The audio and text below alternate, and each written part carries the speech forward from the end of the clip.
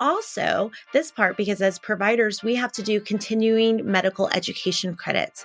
So that should be a requirement. I have to take, I think it's ethics and other classes, but let's do cultural and Yeah. linguistic competency as part of a requirement. Hey, what's up? This is Corey Dion Lewis, clinical health coach and host of the Healthy Project podcast. Now, the research shows that social determinants can have a greater impact on your health more than healthcare or lifestyle choices. The purpose of this podcast is to discuss how to improve health and reduce health inequity by speaking to healthcare professionals, thought leaders, and entrepreneurs. Now, if you're enjoying the podcast, give it a review. Or you can also make a donation to the Healthy Project using the link in the description. It takes 30 seconds and it's super easy. Hey, thank you so much for listening. Now let's get started. Hello, everybody. Thank you for listening to the Healthy Project podcast. I'm your host, Corey Dion Lewis. I have an exciting guest on today. We have Dr. Bayo Curry-Winchell. Super excited to get into this conversation. And I was just telling her a little bit about how I stumbled upon her TEDx, which really spoke to me because of, what I do. So Dr. Curry-Winchell, thank you so much for being on the podcast with me today. I really appreciate it. Thank you for having me. I am excited to talk about this important topic and just share information. So I'm just excited to discuss, and let's amplify this message. Absolutely. Absolutely. So before we get into the real conversation, how about you tell the people that are listening a little bit about yourself and what gets you up in the morning? Well, I would say, there's so many different pieces when I think of Dr. Bayo Curry-Winchell. And so important pieces, I go by Dr. BCW, which also stands for Beyond Clinical Walls. And when you mention, Corey, what gets me up in the morning, it's really delivering healthcare in a non-traditional way. I love providing the pieces of healthcare in new and innovative ways, and finding ways to highlight marginalized communities and people of color, and sharing the information that I've been privileged to get to know and put it forward. And so my journey has been so just really dynamic. So I am a mom. I like to talk about that, of two little girls and a wife and a practicing physician, as well as a medical director for several hospital systems. And so through that work, I've been able to highlight health inequities and disparities because my passion truly is that. And so when I think about how I was taught, of course, within healthcare to do no harm, this is my way of giving back in any way that I can. And another piece that I think is important when you think about what drives Dr. BCW, another component I always have to talk about is my dad. He just recently passed away, but was a force to be reckoned with. A 99-year-old African-American man who was a World War II, Korean, and Vietnam War veteran. A man that really implemented and showcase what it was to give back in any way that you can. And that's how I grew up, and that's how I live my life. So that's a little bit about my my journey, and it truly is a part of what I do every single day. Yes, and you spoke about your father in the TEDx speech, and I'll make sure I have that linked in the description of this episode. And it leads to my first initial question that I have for you is healthcare mistrust. Should we be looking at this as a health disparity or a public health concern? We should, because it is a piece, it's a core of why there is this disproportionately higher rate of disease, of preventable diseases, of health outcomes. It's a part of it, and it should be at the same level of any sort of public policy because it's instrumental to healthcare.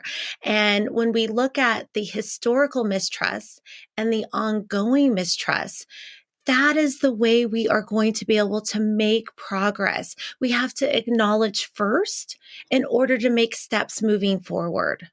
Yeah, and I feel like that's the piece that I feel like's missing is the acknowledging that there is that mistrust. We all know we know the history of how people of color are treated in healthcare. It's there. You can't deny it. But there's almost this feeling of, in a way, like, hey, that was the past. This is not how it is now. But there's research to show that it is still it is still there. That is correct. When you look at how certain diseases tend to be penned or labeled as a specific color of diseases, such as, diabetes, often labeled as a problem of Black people. And that is such an important example of how we are labeling race and associating it with diseases. And so it was really important to me to kind of take it from the anatomical level that our organs are the same. So why are we practicing medicine in a way that looks at the color of our skin? And we know race is a social construct. It has nothing to do with how your organs work, how you process actual medications and so forth. And so when we look at that, we define ethnicity versus genetics versus race. And so when you look at that, that is how you really start to build trust, because once you can inform yourself and know the differences, then you're able to take a step back and look at not only historical mistrust, but what we are doing now still, and that continues to play in every element of healthcare. Yeah, and I feel like that mistrust is passed down. Because I can say that I don't feel like I've ever been mistreated within the healthcare system, but I will tell you, when the pandemic happened and healthcare providers and professionals were getting the vaccine and it was offered to me, I immediately had this fear. Even knowing the research and having a trust in that, there was this part of me that was like, I don't Like, I'm know. not getting that. And that's so important, and that's why in my TED Talk, I talk about how my dad, really was like, and those were his words. He was like, I'm not getting that. And that Yeah. kind of message that we all hear through our grandparents, our parents, sharing the mistrust that they have.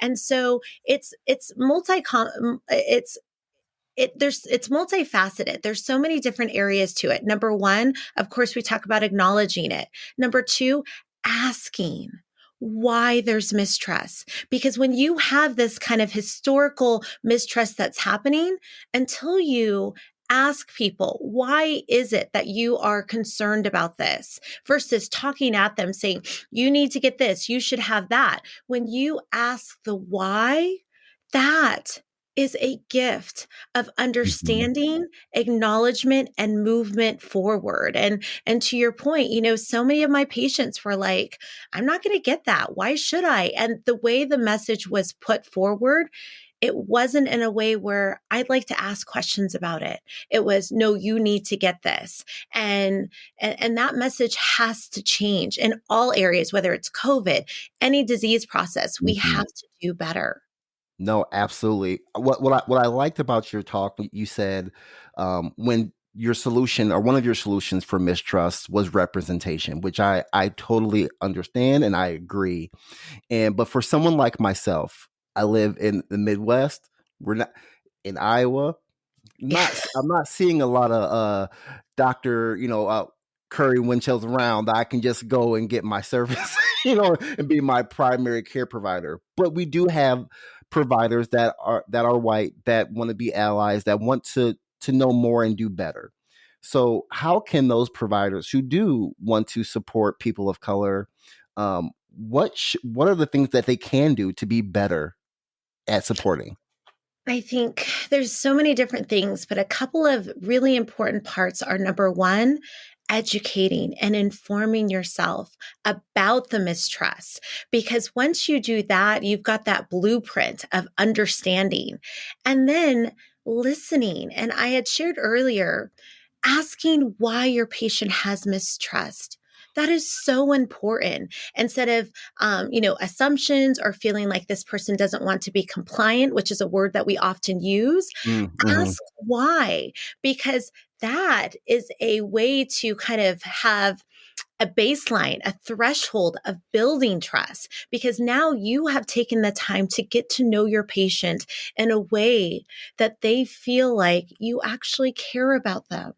And so if you are, a provider that's not of color, starting there is so important. And also thinking about those unconscious and implicit biases that you may have. And that starts from just, everyone has them, but also thinking about some of the information you have learned throughout your journey in healthcare. And so we are taught that race-based medicine in certain elements like hypertension is okay. And there have been so many studies that show it's not, it's actually harmful. So I would say, those physicians that aren't of color, think about what you're doing right now and look and see if it's evidence-based. And even if you see some sources that seem like it, taking a look back and saying, anatomically, kidneys are the same. Race is a social construct. Why am I giving a medication for Black patients only?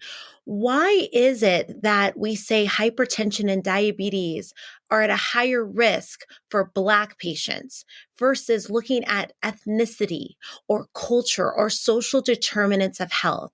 And so all of those things are really wrapped into a package of education and informing yourself, and also going against the grain and thinking about, am I doing the right thing right now?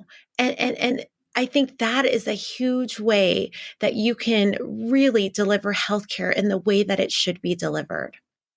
No, that's a great response, and I feel like right now, as healthcare is healthcare is constantly evolving, right? Like it's always going forward. Uh, what I feel like gets people stuck is what you kind of spoke about, is that cultural competence and awareness. And when you're in it, and people are not, well, first of all, let me ask this question to you because I'm really curious. Going through, your training, was cultural competence and awareness, was that a part of that, like, or was it just not something that was thought of I would until say now? I would say it was pretty superficial. It was not delved into as deep as it needed to be. It was Mm-hmm. sometimes sprinkled in certain things, but it wasn't given the um the level that it should be. Like when we talk about public policy and race and different types of things that are impacting healthcare, and finding why we are moving forward in the way we are, it's because we're not amplifying it to the level that it should be. That curriculum of cultural diversity and really understanding people's background needs to be just as important as biochemistry, pathology, because Right. all of those things are together. And so it wasn't. And some institutions have really increased their curriculum in it, but more needs to be done. And it's not just, oh, we're going to give you a semester of it. It needs to be blended in throughout your entire curriculum. And then also this part, because as providers we have to do continuing medical education credits, so that should be a requirement. I have to take I think it's ethics and other classes, but let's do cultural and Yeah, linguistic competency as part of a requirement to remain board certified. I think those things are solutions or ways to kind of continue to inform the importance of this topic. absolutely. I feel like cultural competence and trust, they go hand in hand. Like if you don't Yes. understand your patients, they can't trust you, or they're not going to. So building that trust is a part of all of it. No, that's great. So like I said before, I don't know many Black providers, and when I do, I get so excited. I have a friend of mine that's his first year, and I'm so super excited for him. So when I see, honestly, when I see or I speak with Black providers, I just look at you guys as superheroes. I mean, I really do, because, but so, can you tell me a little bit about your experience, not only being a Black provider, but a Black female provider, which is a whole different challenge, right? Like that's a Right. whole different level of challenge. Can you tell me about that? Were there insecurities? What were some of your proudest moments? What got you to where you started to where you're at now? So, this journey has been amazing with lots of bumps and in the road, but I can tell you I love what I get to do. I love being a physician. It brings me so much joy to see patients and just try to help them, especially during their most, vulnerable times. And my journey really involved people helping me. And I think that's something that we have to think about when we talk about representation and how often people of color do not have that network system to be able to kind of help them through. And I had to go out and find it, because it's hard. How do you take the MCATs, which is that preliminary test to even get into medical school? How do you apply for student loans? How do you find people to shadow because you need clinical hours to be able to put that on your application? And so Mm-hmm. these are things that we need to invest in for Black and Brown students so they can get there, because that network or that umbrella isn't always there for us. And so I think that's an important piece that we have to look at. And so I'm grateful, with that drive and persistence of finding different people, asking for help, and then getting that help, which is also another, piece that I'm so lucky that I had people help navigate. And so, being a Black medical student, just in general, that was very interesting, especially when you looked around and nobody else looked like you and no one had the same experiences or the challenges that you had faced. And then for me personally, I can say, because often people ask me, when did this drive of health equity start and advocacy? And I'm like, this started way, even from the get-go. Because as I was learning things, I kept thinking, well, why are we doing that for Black patients? I don't understand that. And so my personal journey has been asking these questions, having people look at me saying, well, why are you questioning that? That's the way we do it. And I've been one to kind of push that needle in a way where I think one of the best compliments someone told me was in a disarming way, where I come from a level of curiosity and I ask, why are we doing these things? And if that answer doesn't seem right to me, I push a little bit more and I dig, but I always have my data and everything else to support it. And so it was a rough journey, but I didn't let it stop me. And I think that's one thing that we have to think about is, Black and Brown students, we are pushing through so many different hurdles and challenges to get through. And as from a female perspective, and then I'll get into that intersectionality part, you know, people thinking that I would say, "Oh, I'm, studying to become a doctor." And they would say, "Oh, you're studying to be," and they would use different professions. And again, I want to say I tip my hat off to all healthcare professionals, but they weren't acknowledging the one that I was going for as a physician. And it really made me realize that they didn't hear me. They didn't see me because, again, that landscape, we don't see people that look like us. So that imagery wasn't even there for them to even comprehend that I'm studying to become a doctor. And so I share in my TEDx talk, often, and it still happens. I'll go in and see patients and I'll say my name. Hi, I'm Dr. Curry-Winchell. And they think I am a different healthcare professional, not their Mm, physician. I've had people refuse to see me as their physician. I've also had this ongoing challenge, which I know several female physicians have, and then of course Black females or physicians of color, of calling me doctor. Um, mm, yeah. it's an automatic where there's this thought that you can just say bio without even asking. And again, I come from that place. Ask me. Let's have a Right. conversation. And if I share it, then please acknowledge that. And it's not about, because I've also had people say, oh, is that boastful? No, it's something I worked for. It's something that Hmm. is a part of me.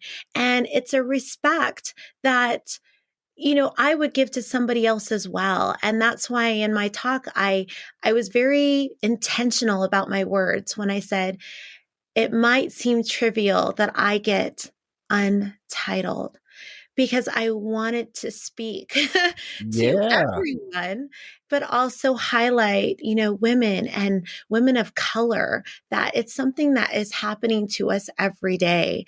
And so that has been really, a part of my journey, as well as advocating for what is a part of my delivery of healthcare as a physician. I am a doctor and I'm proud to be a doctor. And when you said, what is one of your most proudest moments? I have a couple. The first one I have to say is, I am so proud of my dad for being the man Mm. that he was and instilling in me. He always said, Bio, the world is bigger than you. What can you do each day to give back? And so I am proud that he Mm. gave that gift to me in order to put it forward in everything that I do. And I am so proud to help other women of color become physicians, become healthcare professionals in any way that I can. I love being a mentor, a sponsor, anybody that can help bring that forward.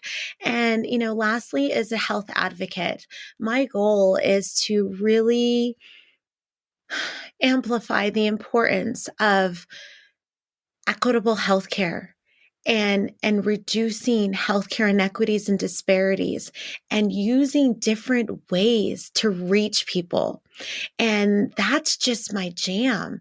I Mm. really enjoy it. And those are just some of the things. Oh, and I can't leave out, of course, I love my children and everybody else, but I do love them. And I also say, my family, they have been so supportive.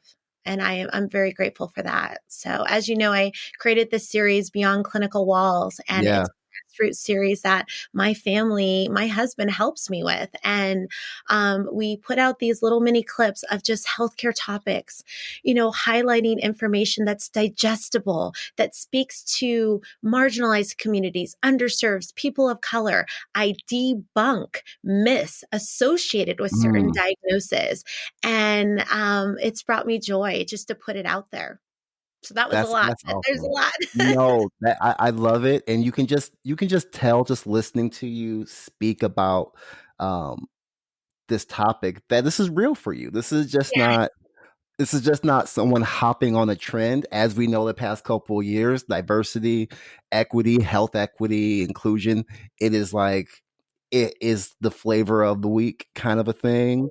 And there are people that are about that life, and there are people that are about getting the paycheck from that life. If you know what I mean. But you can definitely tell this has been a lifelong journey for you.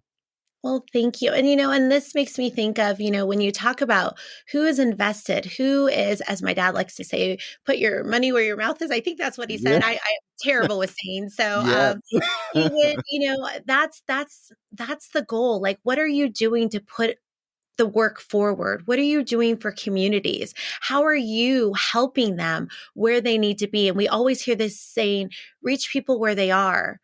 Well, if you want to do that, you need to ask, where are they? Like Yeah. that is how you reach people. And so I think that's something that we have to think about. And, when you were speaking about the COVID, the shot and so forth, I remember, of course, when the pandemic started, I thought to myself, how can I help people in a way that may help them, answer their questions? And so myself and a couple of other doctors, we were able to get faith leaders, community leaders, trusted messengers together and share the health information that we know to them. They in turn turn delivered it to their congregations, their communities, different organizations. And that led to an invitation for us to speak because they were the delivery. And that's the thing, Mm, because they found out right. what were the questions. And so then we spoke to them, and then we did health fairs, vaccine clinics, and we did it different. Number one, you didn't have to have a vehicle to get there. You could walk up, and that was important. Another piece was we had where you could just come and ask a question. There was no where you had to walk up and get something. You didn't have to get Right. anything. You could just come and ask a question. So those are ways that, when we talk about delivering equitable healthcare, access, trust, do it, and but think of ways that are intentional and keep asking why, because that is a gift that will deliver the opportunity to reduce those inequities and disparities. Yes. So there's two things I got from this conversation that are so simple when you say it. It's like why aren't more people doing this? And it's just meeting people where they're at and asking them where they're at. Where are you in this journey? And then asking why. Two things that everybody can do that are so simple. Yeah. And it goes back to when you ask the question, what can providers that are not of color do? What can community leaders, what can everyone do? Whether you're in the clinic, whether you're at a community fair, whether you're just having a conversation with someone, ask why. That's huge. Mhm. Ask them where they are, what they need, because that's the fundamental piece to get to change. Right, right. That's great. So my last question here. Um, Not only are you a doctor at the healthcare system, you're a doctor at home. Yes. So are you one of those moms when their child is sick? One of those healthcare moms. My child is sick. Are you the ain't nothing wrong with you? Yeah. Yes, I am. I'm like, you are okay. Yeah. You don't need a Band-Aid. Absolutely.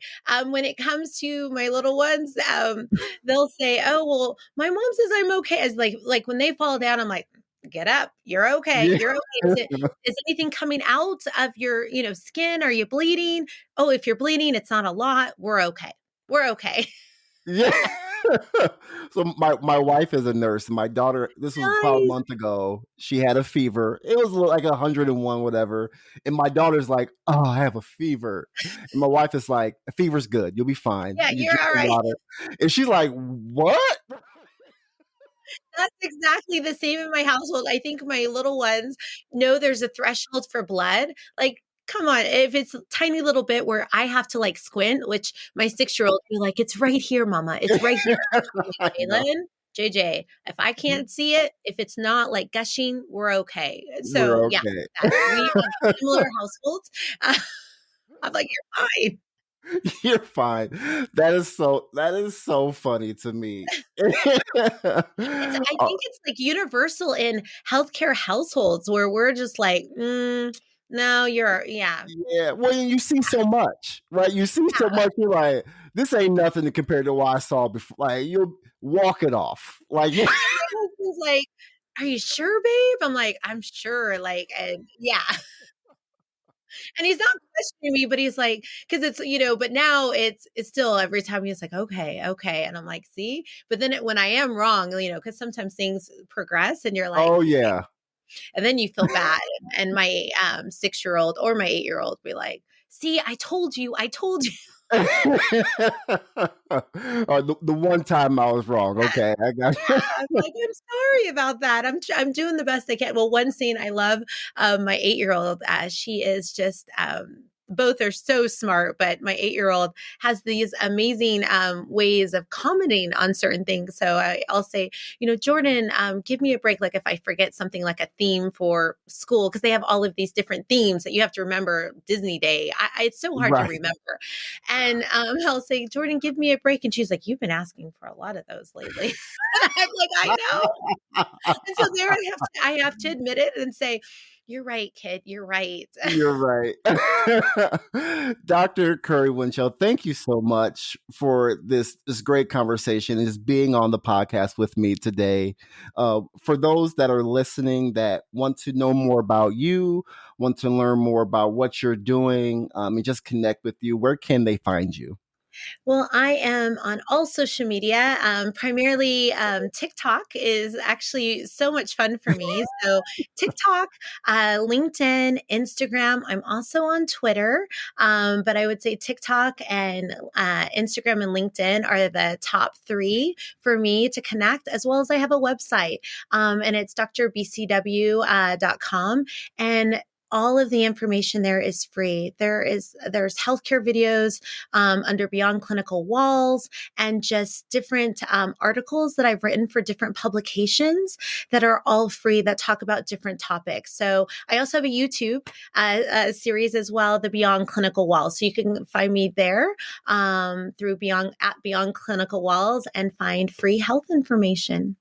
Awesome. Well, again, and I'll make sure I link all those in the description of the episode, so everybody can have an easy way of getting those as well. Again, thank you so much for your time, and everyone, thank you for listening to the Healthy Project podcast. I'll holler at you next time.